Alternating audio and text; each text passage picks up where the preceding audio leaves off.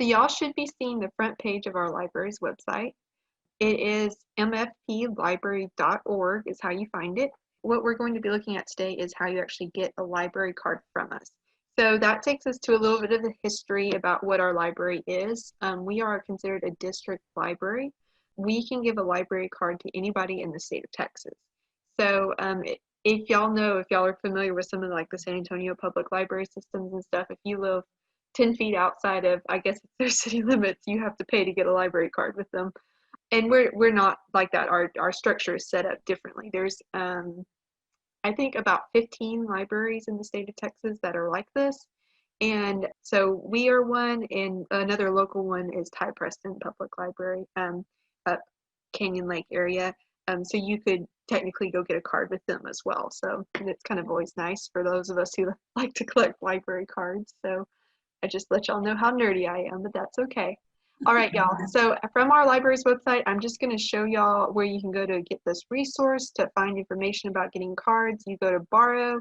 Down from that is get a card. We're just going to hold this out in the background. So who can get a card? Like I said, anybody in the state of Texas. You just have to run by the library, and you have to show a photo ID and a valid current address.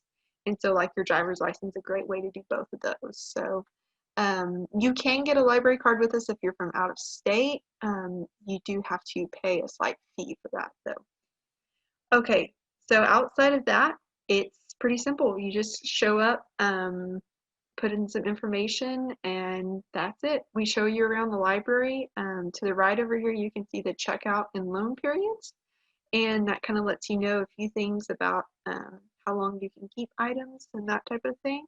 Of course, if y'all are more interested in some of our online resources, you don't have to return those. It's online, of course, so you're good there.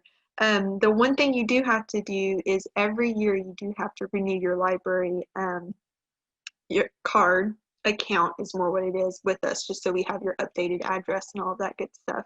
You can do that by a phone call or online, or by stopping in, any of the above. So it's really pretty simple, but it does come around. It always shocks people how quickly a year goes by. We were, for a short time during COVID, doing online cards, creating online cards, but now the library is going to be open starting this Monday, the 5th, every day of the week except for Sunday. So we're back to just doing cards in person in the library. So does anybody have any questions about that?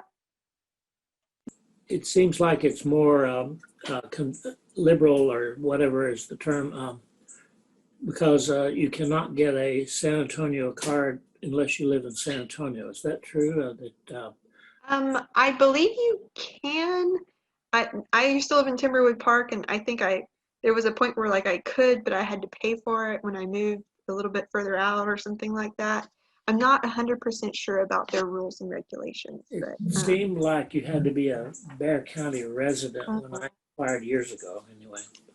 And I'm not sure if it's like within the city limits, and if you're in Bexar County, you can get one, but you have to pay something. I think there's some weird rules like that kind of, most libraries, you do have to be within a certain area or town or whatever it is to use them.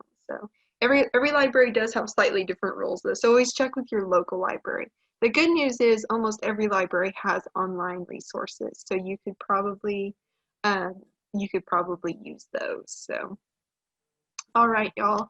I'm just gonna pop over from this page to our library's website, our main page again.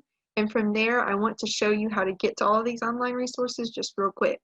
So right above that borrow, there's a login to your account.